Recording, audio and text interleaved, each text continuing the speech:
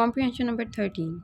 The Sultan sent agents to all parts of the East to buy rare manuscripts and to bring them back to Cordova. सुल्तान ने नायाब नुस्खे ख़रीदने और उन्हें वापस करतबा लाने के लिए मशरिक़ के तमाम हिस्सों की तरफ अपने एजेंट्स यानी नुमाइंदे भेजे. His men were constantly searching the booksellers' shops at Cairo, Damascus and Baghdad for rare volumes for his library. उसकी लाइब्रेरी के लिए नायाब नमूने जमा करने के लिए उसके आदमी मुस्तकिल काहिरा, दमिश्क और बगदाद के कुतुब फ़रोशों की दुकानों की तलाश कर रहे थे या करते रहे. अब यहाँ पे वो बात कर रहे हैं सुल्तान की, ठीक है. ऐसा सुल्तान जिसको किताबों में बहुत दिलचस्पी थी और वो किताबें ख़ास तौर पे जो कि नायाब यानी कम दस्तयाब थी, तो उन किताबों को हासिल करके वापस अपनी लाइब्रेरी में रखने के लिए अपने मुल्क में वापस लाने के लिए उसने क्या किया कि एजेंट्स को भेजा मशरिक़ के मुख्तलिफ़ एरियाज़ में. तो वो कहाँ कहाँ जो हैं तलाश कर रहे थे, किन किन जगहों से, काहिरा, दमिश्क, बगदाद. तो वहाँ पे जितने भी बुक सेलर्स थे, किताबें बेचने वाले लोग थे, उनकी दुकानों पे वो तलाश करते थे जो रेयर मैन्युस्क्रिप्ट्स हैं वो हमें मिल जाएं, ठीक है, क्योंकि सुल्तान का ऑर्डर था. When the book could not be bought at any price, he would have it copied. And sometimes when he heard of a book which was only in the author's brain, he would send him a handsome present and beg him to send the first copy to Cordova. अब कभी कभी ऐसा भी होता था कि कोई book ऐसी होती थी, कोई किताब ऐसी होती थी जो कि किसी भी कीमत पे ख़रीदी नहीं जा सकती थी, तो वो क्या करता था, उसकी नकल यानी कॉपी तैयार करवा लेता था. और बाज़ का ऐसा होता था कि किताब अभी लिखी नहीं गई, सिर्फ मुसन्निफ़ के जहन में है, वो ऑथर के जहन में है कि उसने ये चीज़ें उस किताब में एडअप करनी है, इस तरह से उसने किताब तैयार करनी है. तो वो क्या करता था, सुल्तान क्या करता था, उस मुतलका ऑथर को, मुसन्निफ़ को कोई कीमती तोहफ़ा भेज देता और उससे ये रिक्वेस्ट करता था कि इसकी पहली कॉपी जो भेजनी है ना वो करतबा में मुझे भेजनी है आपने, ठीक है. इतनी उसे किताबों से मोहब्बत थी. उसकी बात है, by such means he gathered no fewer than 400,000 books.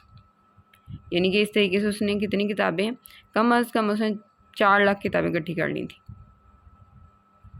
400,000 4 lakh किताबें बनती हैं. And this at a time when printing was unknown. और ये उस वक्त की बात है, तब प्रिंटिंग नहीं थी हुआ करती. आजकल तो प्रिंटर्स हैं तो इजीली ये काम हो जाता है, तब तो मतलब हैंड रिटन काम होता था.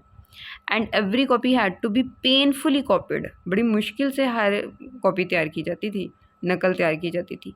In the fine clear hand of the professional copyist. यानी कि जो पेशावर लोग होते थे, बड़े अच्छे तरीके से, उम्दा तरीके से, साफ साफ तहरीर में किताबें लिखा करते थे और हाथ से लिखना होता था. तो उस टाइम पे 4 लाख किताबें तो बड़ी मेहनत का काम है और बड़ा मुश्किल काम है. क्वेश्चन नंबर 1 है, why did the sultan send his agents to all parts of the east. सुल्तान ने अपने नुमाइंदे मशरिक़ के तमाम हिस्सों में क्यों भेजे. The sultan send his agents to all part of the east to buy rare manuscripts. यानी कि नायाब नुस्खे ख़रीदने के लिए उसने अपने नुमाइंदे भेजे थे. पैराग्राफ में से करेंगे तो शुरू वाली 3 लाइनें बन जाएंगी. The sultan send agents to all parts of the east to buy rare manuscripts and to bring them back to Cordova. यहाँ तक आपने पहले सवाल का जवाब करना. क्वेश्चन नंबर 2 है, where and why did they search the book sellers shops. उन्होंने कहाँ और क्यों कुतुब फरोशों की दुकानें तलाश की. They search the book sellers shops at Cairo, Damascus and Baghdad for rare volumes. यानी कि कहाँ कहाँ पे वो तलाश कर रहे थे किताबें, कायरो, दमास्कस एंड बगदाद. तो इसका आंसर हम करेंगे जहाँ पे पहले क्वेश्चन का आंसर एंड हो रहा है ना, उसके आगे से, तो दे लिखेंगे हम, ठीक है. They were constantly searching the book sellers shops at Cairo, Damascus and Baghdad for rare volumes for his library. What would he do when any book could not be bought at any price. कोई किताब अगर किसी भी कीमत पे नहीं खरीदी जा सकती थी तो फिर सुल्तान क्या किया करता था. ही would have got it copied when any book could not be bought at any price. यानी कि वो उसकी नकल तैयार करवा लेता था. तो इसका आंसर है जहाँ पे 3 लिखा हुआ ना वहाँ से है, when the book could not be bought at any price he would have it copied. यहाँ तक करना. क्वेश्चन नंबर 4 है, what would he do when the author had not yet written the book. तो ऐसा भी तो हो सकता है कि ऑथर ने भी किताब लिखी नहीं, सिर्फ उसके दिमाग में है वो. He would send the author a handsome present, तो वो तोहफा भेजता था। Requesting him to send the first copy of the book to Cordova, ताकि उस किताब की पहली नकल जो है सुल्तान को भेजी जाए करतबा में। तो पैराग्राफ में जहाँ पे फोर लिखा हुआ है वहाँ से करेंगे ही का एज कैपिटल कर देंगे। He would send him a handsome present and beg him to, beg मतलब रिक्वेस्ट करना, दरख्वास्त करना, to send the first copy to Cordova, यहाँ तक करना। फिर क्वेश्चन नंबर 5 है how many books had he gathered, कितनी किताबें उसने इकट्ठी की थी। He had gathered no fewer than 400,000 books, यानी कि कम से कम 4 लाख किताबें उसने जो है ना इकट्ठी कर ली थी। तो इसका आंसर हम करेंगे जहाँ पे फोर्थ वाला एंड हुआ है उसके आगे से देखें, जहाँ पे ही लिखा हुआ ही का एज कैपिटल कर देंगे। He gathered no fewer than 400,000 books, यहाँ तक करेंगे।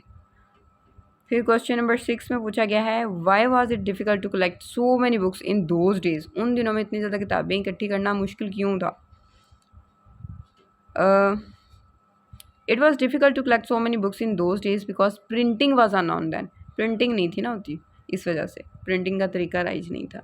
सवाल के अंदर से अगर जवाब करेंगे तो इस तरह से होगा, इट का आई कैपिटल कर देंगे, वाई वॉज को कट करके ना इट का आई कैपिटल कर देंगे, तो क्या बन जाएगा इट वॉज लिख लेंगे। अब यहाँ पे अब ये नहीं करना कि आई लिखा नज़र आए तो आई सिर्फ लिख दें, इट है।